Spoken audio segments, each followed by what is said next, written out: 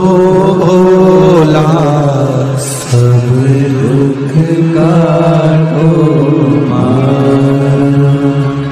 महाराज 9 दिन में एक दिन अगर घर में ज्यादा बीमारी फैल रही हो, कोई ना कोई बीमार पड़ रहा हो, तो 1 लोटा पानी सुबह स्नान कर कर घर के चारों तरफ घुमाकर नीम के पेड़ के नीचे नवरात्र में डाल देना। महाराज 3 या 4 दिन लगेंगे, आराम लगना चालू हो जाएगा, घर से रोग दूर हो जाएगा। शिव महापुराण की कथा कहती है, देवी भागवत कहती है कि माता का 9 दिवस तक स्थान नीम के पेड़ के नीचे रहता है। इसलिए आज भी दक्षिण दिशा में देवी की मूर्ति नहीं बिठाते, नीम के पेड़ को साड़ी पहनाते हैं, नीम के पेड़ का ही मांग भरकर मंगलसूत्र पहनाकर नीम के पेड़ का ही श्रृंगार होता है और नीम के पेड़ की ही पूजन होती है।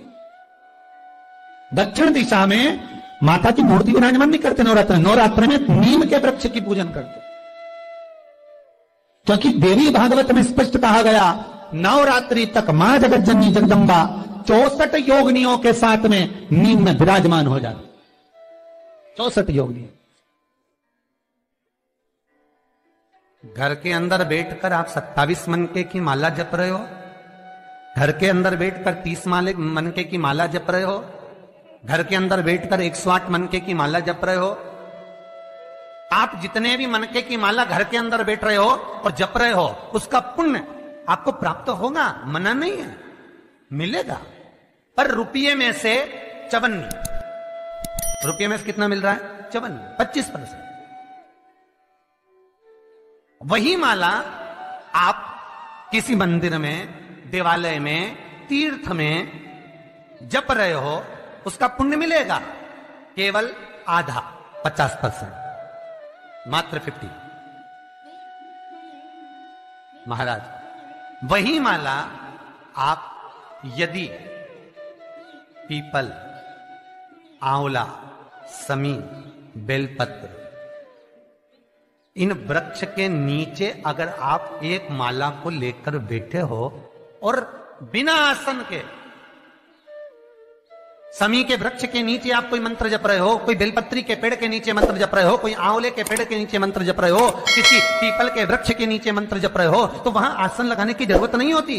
बिना आसन के अगर आपने एक माला का एक मन का भी अगर जपा है, शिव महापुराण कहती है, विष्णु पुराण कहती है कि 100% पुण्य आपके खाते में उस मंत्र का फल प्रदान कर देता है।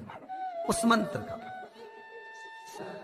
शिव महापुराण की कथा, लिंग पुराण की कथा, विष्णु पुराण की कथा, पद्म पुराण की कथा कहती है कि किसी वृक्ष के नीचे, जिन वृक्षों का गुणगान हमारे शास्त्र करते हैं, जिन वृक्षों का गुणगान हमारी पुराणे करती हैं, उन वृक्ष के नीचे अगर एक मंत्र का मन का भी फेरा जाए तो उसका पुण्य हजारों गुना प्राप्त हो जाता, आप रूप प्राप्त होता अपने आप।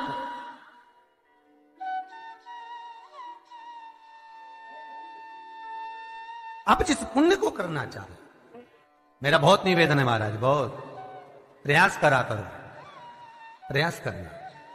अगर हाथ के मनके की माला भी नहीं हो और किसी पीपल के पेड़ के नीचे 15 मिनट बैठने का मौका मिल गया, आंवले के वृक्ष के नीचे 5 मिनट बैठने का मौका मिल गया, किसी आंवले के वृक्ष के नीचे आप 5 मिनट बैठे हो, ओम नमो नारायण का मंत्र का स्मरण कर लो, ओम नमो भगवते वासुदेवाय का जाप कर लो, बस उसका फल 4 गुना, हजारों गुना प्राप्त हो जाता है।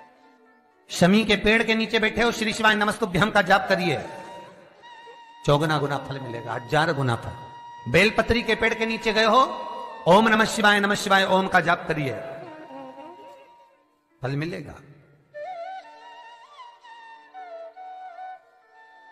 उस फल को हमें पाना है। शिव जी का पहला पार्वती के साथ अवतार है काल और काली, महान काल और महाकाली, पहला अवतार। और द्वार पर चप्पल पड़ी होने के कारणवश वो लौट कर चली जाती है। बहुत ध्यान दीजिएगा महाराज, थोड़ा सा आपको बुरा लगेगा, लग जाएगा, और शिव पुराण है, जीवन संवार देगी तो अच्छी बात है, जीवन संवार दे तो अच्छी बात। मंदिर के द्वार पर हम जब चप्पल छोड़ते हैं, जिस मंदिर की चौखट पर चप्पल छोड़ी है, आप जितनी देर आराधना में लगे रहते हैं उतनी देर तक आपकी चप्पल पर जितने लोग लांग कर जाते हैं, जितने लोग लांग कर प्रवेश करते हैं, उसका भी दुख आपके भाग्य में आता चले जाता है। ध्यान दीजिएगा जरा। चप्पल का भविष्य पुराण में पढ़िएगा कभी कि पादुका का महत्व क्या है, पादुका किस ओर उतारना चाहिए, पादुका को कहां रखना चाहिए। स्कंद पुराण कहती है जिस व्यक्ति पर कर्जा बहुत ज्यादा मात्रा में हो जाता है और कर्जा चूकता नहीं है, आप बहुत प्रयास कर लिए, करोड़ों रुपए का कर्जा हो गया, यहां से लिया वहां दिया, वहां से उठाया वहां दिया, वहां से उठाया वहां दिया, तो निवेदन है कभी मौका लगे कर्जा मुक्ति के लिए सारे वृक्षों में अगर कोई श्रेष्ठ वृक्ष माना गया है तो वो बट का वृक्ष माना गया महाराज। इसलिए प्रशासनिक कार्य के लिए, मानसिक टेंशन में, परेशानियों में बटकेश्वर महादेव का स्मरण किया जाता है।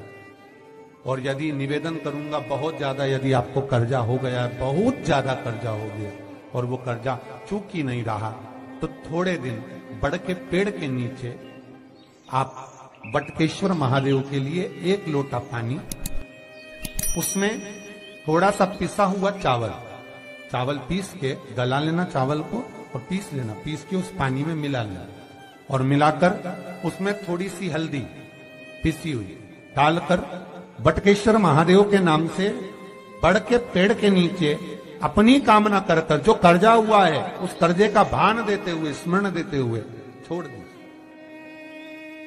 महाराज 2 या 3 सोमवार एक ही जगह पर करना, 3 सोमवार बाद वहीं से बड़ के पेड़ की थोड़ी सी जड़ उठा लाना और उस जड़ को एक कोई धागे में बांधकर या तो अपनी गले में डाल लो या अपनी जेब में पटक लो, उसको थोड़े दिन पटक कर रखना, लगभग 2 से 3 महीना पटक कर रखो। वो जड़ जैसे बड़ का पेड़ विस्तार होता है, पानी गिरे ना गिरे, जल वृष्टि हो ना हो, गर्मी पड़े ना पड़े, उसको कोई फर्क नहीं पड़ता, बड़ का वृक्ष आप रूप फैलता जाता, उसकी जड़ें अपने आप प्रबल होती है। उसी तरह ये बटकेश्वर महादेव कहीं से भी अगर जड़ आपके पास में रखी है 1 महीना, 2 महीना, 3 महीना तक, तो ये जड़ अपने आप लक्ष्मी को पकड़कर खींच कर लाती है और कर्जे से मुक्त कर देती है। बटकेश्वर महादेव का स्मरण सुख का देना है। बेलपत्री का वृक्ष किसका प्रतीक है? पार्वती का। नीम का वृक्ष किसका प्रतीक है? जगदम्बा का। जिस व्यक्ति को ब्लड प्रेशर की बीमारी रहती हो, ऊपर नीचे ब्लड प्रेशर होता रहता हो, तकलीफ भोग रहे हो, बहुत कष्ट में हो, बार बार पसीना आ जाए शरीर पर, कुछ ना करिए, 1 लोटा पानी भरो, 7 पत्ती नीम की डालना, खाई की डालना, नीम, कड़वी नीम, मीठी नीम नहीं, कड़वी नीम, और साथ उसमें बेलपत्र डालना। जिस व्यक्ति का ब्लड प्रेशर हाई हो, लो हो, उसके कमरे में उसको प्लेट से ढक कर रख दीजिए। सुबह स्नान कर वही व्यक्ति जिसका ब्लड प्रेशर ऊंचा नीचा होता है उसको शिव जी को समर्पित करना, शिव को चढ़ाकर उसी का पानी 7 बार उसी स्थान पर ग्रहण कर लेना। व्यक्ति का ब्लड प्रेशर बराबर हो जाता है। मात्र लगभग अगर सोमवार कर रहे हो तो 11 सोमवार करो, प्रतिदिन नियम से कर रहे हो तो 15 दिन कर लो, उसमें बराबर। फिर कभी जिंदगी में ब्लड प्रेशर की बीमारी चली ही जाती है। कोई बरसाती मेंढक मत बनना रे, बरसात आती है तो मेंढक बहुत सारे इकट्ठे हो जाते हैं, टर करते हैं।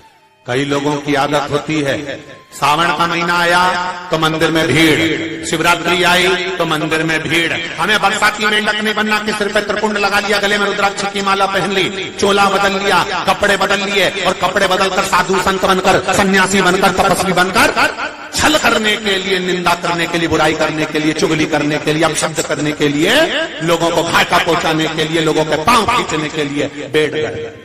ये नहीं बनना हमको, हमें बरसाती मेंढक नहीं बनना। भगवान की कथा कहती है शिव को पाने के लिए कपड़े बदलने की जरूरत नहीं पड़ती, शंकर को पाने के लिए कलेजा बदला जाता है और शिव सांस ले जाता है। घर में लड़ाई चल रही है, क्रोध हो रहा है, विवाद हो रहा है, आपस में परिवार टूट रहा है, विवाद हो रहा है, पति पत्नी में झगड़ा हो रहा है, अदालत तक बात पहुंच गई, तलाक तक बात पहुंच गई, तो भी अगर एक श्रीफल को लेकर घर में घुमाकर उस पे लच्छा लपेटकर तुमरुका जी का नाम लेकर जिस पति पत्नी में झगड़ा और उसके नाम का मोली लच्छा, लच्छा जानते हो मोली जो हाथ में बांधते हैं, नाड़ा, उसको लपेट कर अगर शंकर जी के मंदिर में ले जाकर उसको समर्पित कर दिया जाए तुमरुका जी के नाम से, तो पति और पत्नी में बैर होना समाप्त हो जाता है, दोनों में प्रेम बढ़ जाता है। तलाक की भी बात चल रही हो तो दोनों में प्रेम हो जाता है, तलाक समाप्त।